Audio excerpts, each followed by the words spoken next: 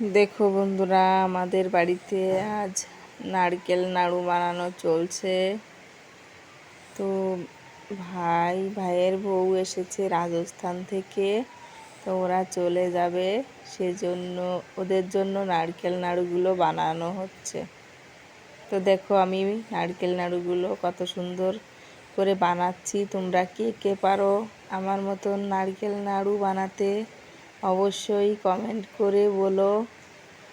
তো যদি আমার নারকেল নাড়ুগুলো ভালো লেগে থাকে তাহলে অবশ্যই একটা লাইক করে দিও, কমেন্ট করে বলো কেমন হয়েছে, আর ফেসবুক পেজটাকে ফলো করে আমার সঙ্গে থেকো, সাপোর্ট করো, ভালোবাসা দিও।